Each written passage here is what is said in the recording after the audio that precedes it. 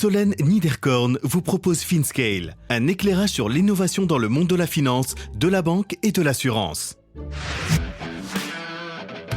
Le gérant qui mise à fond sur la crypto. Quentin Werlé, directeur autorisé chez Six Monks. Quand on est expert ou spécialiste ou qu'on a l'expérience requise pour gérer une classe d'actifs, on ne l'a pas nécessairement pour une autre. Donc, comme c'est une nouvelle classe d'actifs, il faut acquérir cette connaissance. Ça, c'est la première difficulté. Et pour revenir sur la question initiale, sur la difficulté par rapport à une autre classe d'actifs crypto, tu as mis le doigt dessus, c'est finalement la conservation des actifs. Comment on va s'assurer dans un monde sécurisé, avec un environnement de contrôle, que ces tokens soient détenus de manière correcte et acceptable. Investir dans un projet crypto à titre privé, c'est déjà compliqué, mais quand on fait ça de manière professionnelle au travers d'un fonds d'investissement, c'est une autre paire de manches. Je vous passe la due deal et l'identification des fondateurs du projet. L'un des points qui représente clairement un risque énorme, c'est le volet opérationnel de ce type d'investissement. J'attendais depuis un petit temps cet épisode avec Quentin pour comprendre et partager avec vous la mise en place d'un AIFM crypto et pourquoi c'est essentiel pour les gérants qui investissent dans le Web3. C'était la pièce manquante de bon nombre de mes épisodes de 2023. Nous parlons donc de l'importance du choix des partenaires, du setup et de la stratégie super ambitieuse de 6M pour les prochaines années. Bonne écoute à tous!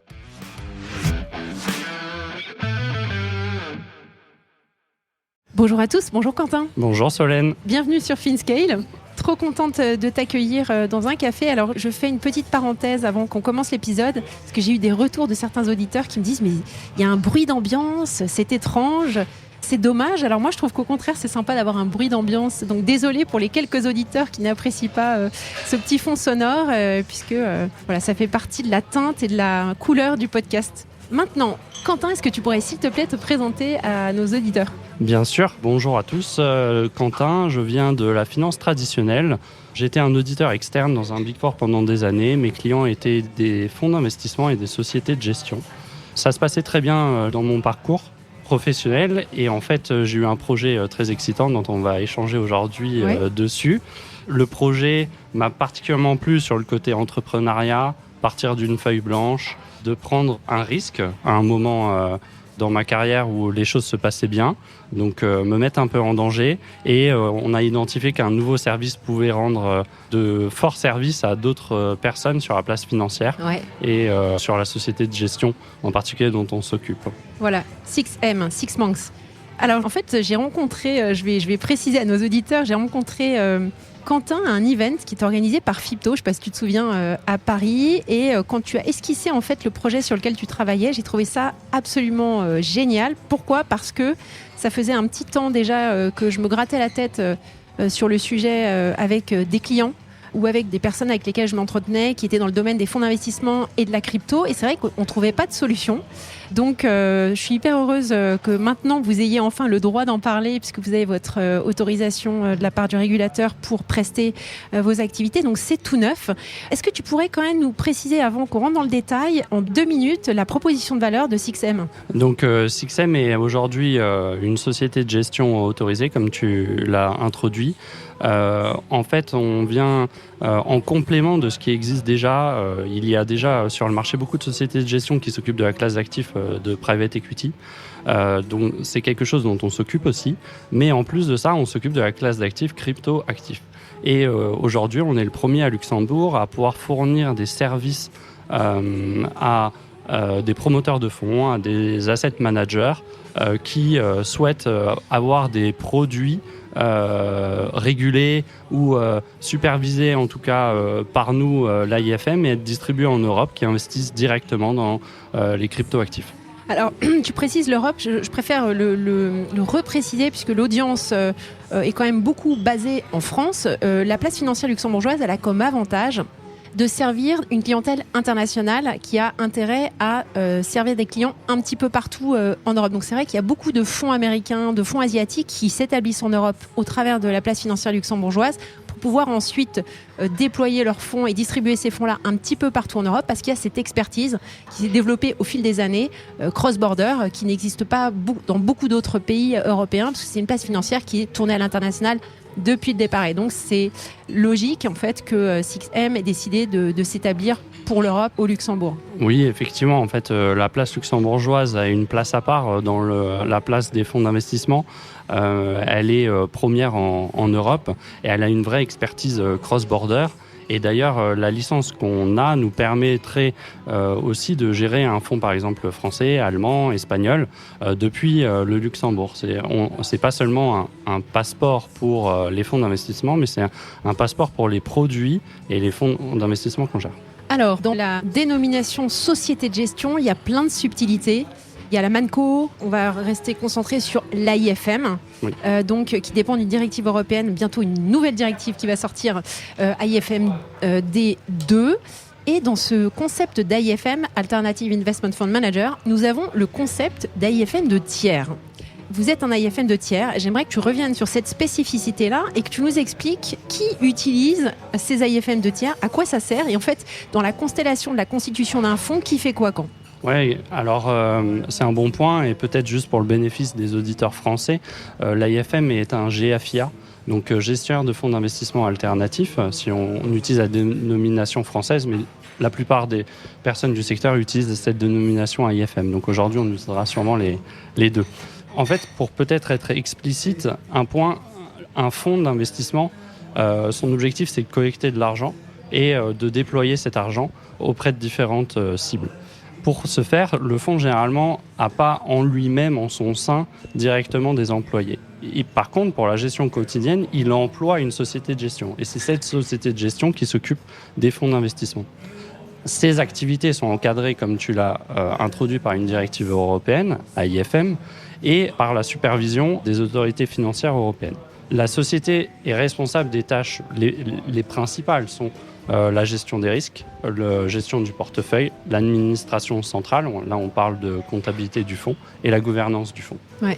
Peut-être une autre précision à apporter sur l'AIFM, il y a 2 statuts. Un premier statut qui est l'AIFM enregistré, qui permet de démarrer ses activités, mais elle limite la protection des investisseurs parce qu'elle offre une grande flexibilité. Par contre, on va être limité en nombre d'actifs sous gestion. On ne va pas pouvoir traiter tous les supports et donc des supports régulés qui pourraient être distribuables. Le deuxième statut, celui qu'on vient d'obtenir, l'agrément, c'est une supervision de toutes les activités qui sont faites par le régulateur. Il n'y a pas de limite. On parle ici, par exemple, de la supervision de la distribution, de la gestion des risques, etc.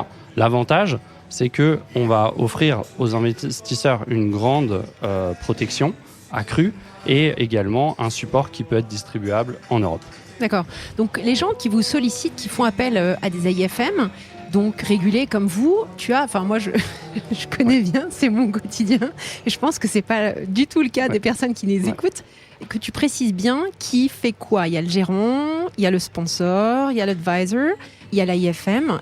Comment ça se met en mayonnaise ? Comment la mayonnaise prend entre ces différentes stakeholders ? Oui, et puis ça fait le lien avec la question que tu as posée tout à l'heure, je n'ai pas tout à fait répondu, qui est sur l'AIFM de tiers.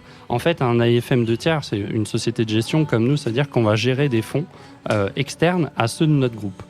Et ici, c'est-à-dire qu'il y a un initiateur d'un fonds, un promoteur, un sponsor, qui vient nous voir et qui veut, lui, se concentrer sur la collecte des capitaux et le déploiement de stratégie.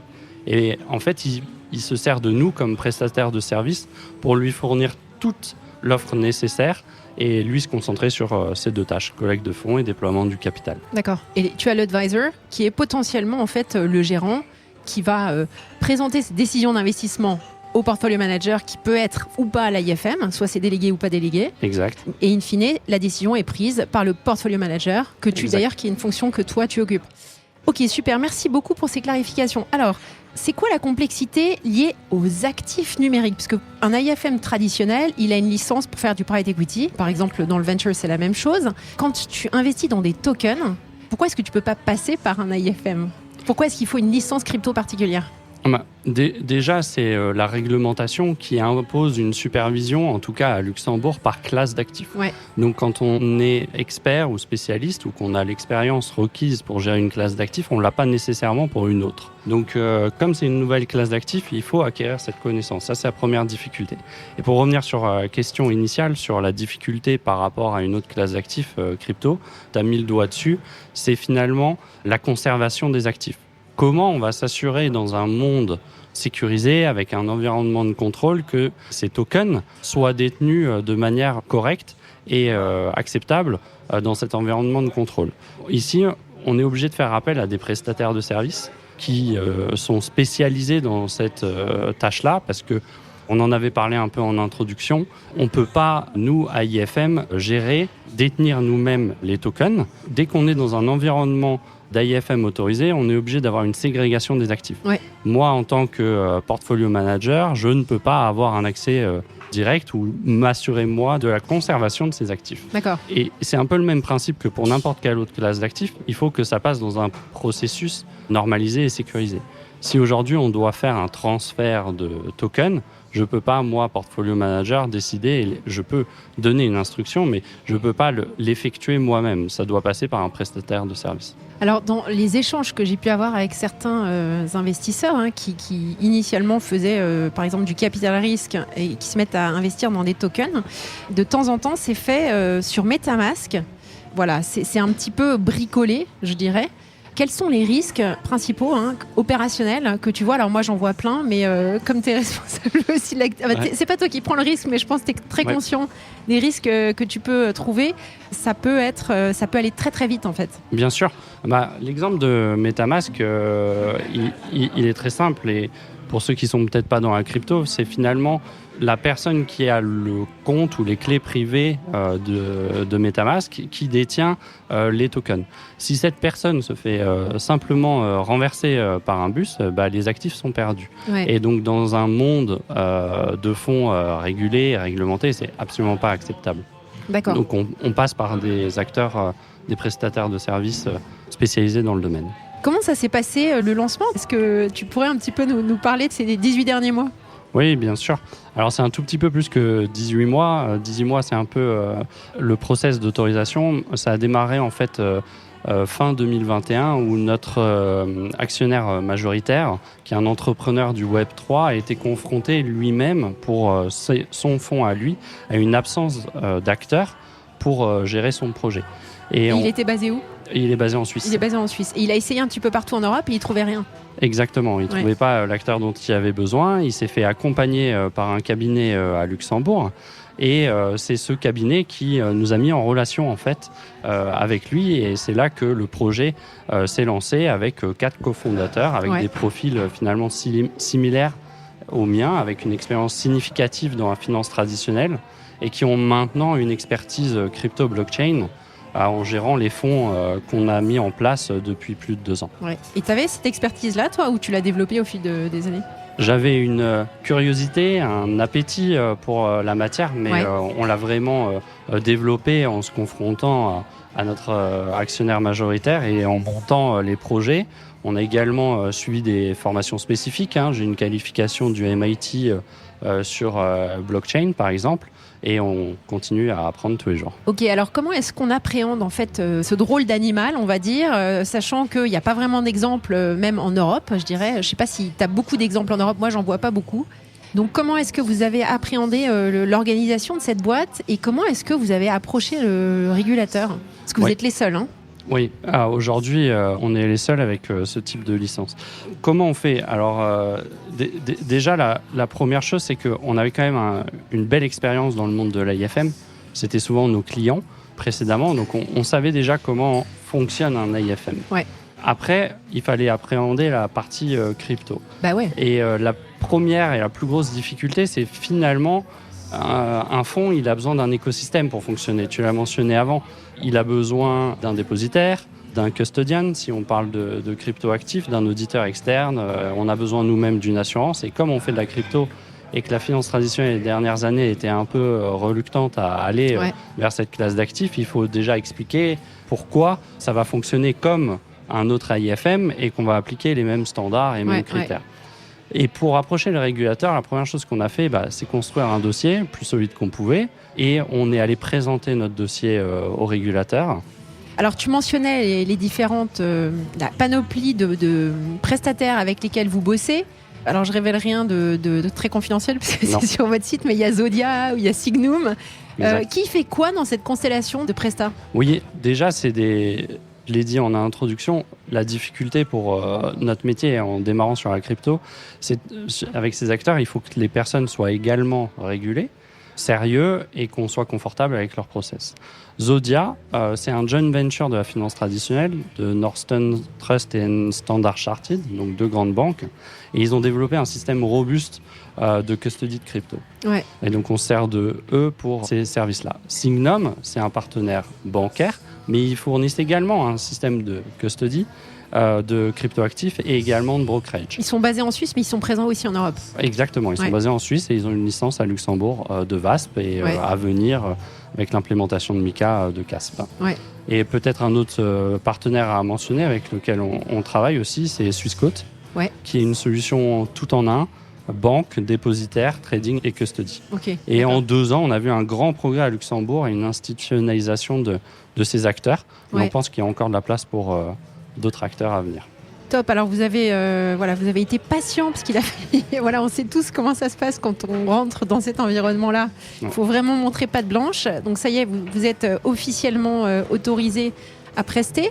Est-ce que tu peux nous décrire typiquement les offres que vous avez et puis nous prendre un cas d'usage avec certains clients qui sont d'ailleurs, je ne pensais pas, mais c'est disponible sur votre site dans la catégorie SFDR, j'ai vu, pour nous expliquer, aider les auditeurs à se projeter dans cette offre. Oui, bien sûr. Alors, l'offre que nous, on a, c'est l'ensemble des services qu'une société de gestion peut prester. On a peut-être une petite différence par rapport à d'autres acteurs sur la place et les autres AIFM, c'est qu'on offre le service d'administration centrale en interne. C'est souvent une fonction déléguée, mais nous, comme on travaille sur une classe d'actifs nouvelle, on pensait qu'on était mieux à même de faire ce service et on a des personnes très expérimentées sur le sujet. Maintenant, pour parler des clients auxquels on a affaire et prendre un cas d'usage, on a 2 types de clients. On a les entrepreneurs de l'économie Web3, donc qui viennent de cet écosystème blockchain et crypto, qui veulent développer cet écosystème et veulent lancer un fonds pour investir dans des projets du Web3. Mais on a aussi, et c'est le cas d'usage dont on peut discuter, des acteurs de la finance traditionnelle qui veulent s'ouvrir à cette classe d'actifs. Ouais. Le premier client qu'on a pour objectif de lancer, est en train de lancer avec nous 3 fonds, avec des actifs sous gestion d'environ 500 millions. Un fonds sera purement investi en crypto. Un deuxième sera un mix private equity crypto et le troisième sera vraiment dédié plus traditionnel private equity. Ok, top. Vous attendez à avoir combien d'AUM dans 3-4 ans Alors, nos objectifs à 3 ans, je dirais, sont au milliard d'actifs sous gestion et on va dire à 5 ans à 5 milliards. D'accord. Et vous avez des minimums, des montants minimums à partir desquels vous rentrez en relation ou pas ? En fait...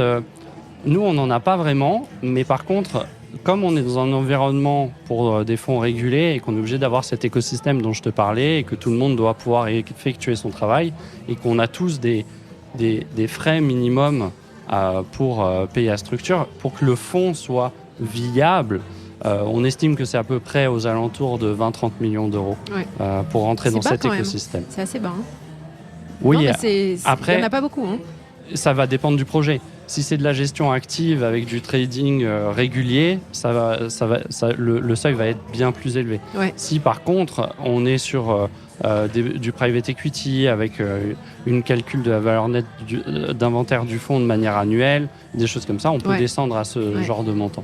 En matière de tech, est-ce que vous avez beaucoup de technologie ? Parce qu'on sait, dans les allers-retours qu'il y a au moment des souscriptions dans les fonds, dans les distributions, dans les reporting, etc. Est-ce que vous êtes outillé en interne ? Vous avez fait appel à un prestataire externe pour la partie tech ?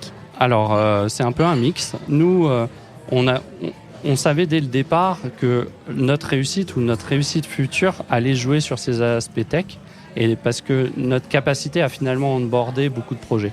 Donc, on a commencé dès le début du projet à investir dans les solutions. Et effectivement, on a des solutions sur l'onboarding des investisseurs pour que les investisseurs puissent entrer sur une plateforme de manière digitalisée et que ces informations viennent populer nos systèmes d'information. Et de la même façon, d'offrir aux investisseurs finaux un reporting automatisé par nos outils. Donc ça, vous n'avez pas développé en interne? Alors, c'est un mix. L'onboarding, c'est quelque chose qu'on a fait nous-mêmes, et le reporting, on utilise des solutions d'un très gros service provider qui est BlackRock. Ah, d'accord. Ah, bah oui, bon, voilà. Forcément, tout le monde les utilise. Enfin, beaucoup en tout cas. Ok, super. Alors maintenant, comme c'est quand même, ça reste une classe d'actifs super niche. Donc si on regarde le PI, c'est quand même très gros. Si on regarde le VC, c'est déjà beaucoup plus petit. Si on regarde voilà, la crypto, ça reste encore très niche. Donc comment est-ce que vous appréhendez ce marché? Comment est-ce que vous vous faites connaître? Alors c'est quand même un petit milieu, donc j'imagine que le bouche à oreille fonctionne beaucoup. Mais pour aller chercher les acteurs plus internationaux, notamment ceux que je mentionnais au début de la discussion, aux États-Unis, en Asie, qui ont intérêt à déployer en Europe, comment vous y prenez? Alors, une des premières sources, un fonds d'investissement, je reviens là-dessus, c'est un écosystème. Oui. Et donc, on travaille avec beaucoup de partenaires. Et on a tous besoin d'avoir des clients. Donc, nos partenaires sont nos premiers apporteurs d'affaires. Ouais. Donc, ça, c'est une grande source de deal. Après, bien sûr, comme on a quelque chose de distinctif, aujourd'hui, on pense on le voit, il ne se passe pas 2 semaines sans qu'on ait une demande aujourd'hui. Tu l'as mentionné, tu dis la crypto, c'est tout petit. Et c'est vrai. Parce que, juste pour donner quelques chiffres, aujourd'hui, les fonds alternatifs d'investissement en Europe, c'est 10 000 milliards qui sont investis. La crypto, des fonds qui investissent dans la crypto, hors ETF et ETP, qui sont peut-être pour mes définitions pas si alternatifs que ça, c'est 50 milliards d'actifs sous gestion. Ouais. Donc nous, on pense qu'il est raisonnable de penser que d'ici 5 ans, maximum, on aura 5% de ces 10 000 milliards qui seront investis dans des fonds en crypto. Donc c'est 500 milliards d'actifs sous gestion qui vont entrer sur le marché. Donc on pense que le business case est énorme et on espère que d'autres acteurs, d'autres IAFM se lanceront là-dessus. Mais alors c'est quoi votre stratégie d'acquisition? Ça peut pas être juste les partenaires? Non, bien sûr. Non. C'est pas que les partenaires. On va à la rencontre aussi des acteurs majeurs de la finance traditionnelle, que ce soit par nos contacts, nos expériences passées, ou également sur des salons. On va au Fund Forum à Monaco, par exemple, au mois de juin. Et vous êtes beaucoup en contact avec les entrepreneurs du Web3, donc vous étiez à la Blockchain Week il n'y a pas si longtemps que ça. Mais est-ce que vous rentrez, voilà, il y a quand même pas mal de think tanks, d'initiatives qui, je sais pas, la Crypto Valley Association, je pense à la Suisse, parce que j'ai eu la semaine dernière Philippe Régnier. Comment est-ce que vous appréhendez ces écosystèmes-là? Oui, on se rapproche des associations autour de la crypto. On est en discussion avec la plus grosse association française pour réfléchir avec une association locale à Luxembourg pour monter quelque chose. Donc oui, il y a un vrai effort de notre part. Super. Quentin, tu as parlé de l'actionnaire dont on taira le nom, qui est très discret. En revanche, j'aurais aimé que tu nous parles de ton équipe que j'ai très agréablement rencontrée il n'y a pas très longtemps, pour nous expliquer un peu quels sont les différents profils qu'on retrouve chez vous. Bien sûr. Alors déjà, je vais commencer par les 4 cofondateurs. Ouais. Donc, il y a moi-même, on en a déjà assez parlé. Il y a Julie Bourgeois, qui est notre Head of Legal and Compliance, qui a plus de 10 ans d'expérience dans la gouvernance et le structuring légal. On a Julien Wolf qui est en charge chez nous de la gestion du risque, plus de 10 ans d'expérience en risque dans un Big Four. On a également Christophe Pils qui est notre grand spécialiste AML, et on a agrandi l'équipe depuis avec Robin Ledoux qui s'occupe des aspects comptabilité, Romain Dalbar sur le risque et Agathe Gugnat qui aide sur le légal et sur l'aspect agent de transfert. Bon Quentin, c'était hyper chouette. Merci beaucoup pour cet échange. Alors comme tu sais, je termine mes entretiens par une recommandation de ta part. Donc on t'écoute. Qu'est-ce que tu nous recommandes pour conclure? Alors concernant un podcast, moi j'aime bien TechCrunch sur crypto, AI, blockchain. Particulièrement le Chain Reaction par Jacqueline Mélenic. Bon, elle vient de partir, alors je ne sais pas qui va la remplacer. Ouais. Mais par contre, si on veut se tenir informé sur les aspects crypto, c'est très intéressant. C'est pas très technique, donc c'est abordable pour tout le monde. C'est aussi pour ça que j'ai choisi celui-là. Concernant le livre, je propose un livre que j'ai pas encore lu, qui s'appelle Web3 d'Alex Tapscott. Et a priori, j'ai regardé avant de venir, c'est sur l'économie d'Internet du futur et sur les aspects Web3, Metaverse, DAO, DeFi. Merci beaucoup Quentin, je te souhaite beaucoup de bonnes choses pour 6M et à très bientôt. Merci beaucoup Solène, à bientôt. Merci à tous pour votre écoute. Je suis ravie d'avoir partagé ce moment avec vous. N'hésitez pas à me contacter sur Twitter ou LinkedIn pour me faire part de vos commentaires ou de vos réactions. Et je compte sur vous pour noter cet épisode sur vos plateformes de podcast préférées. À la semaine prochaine!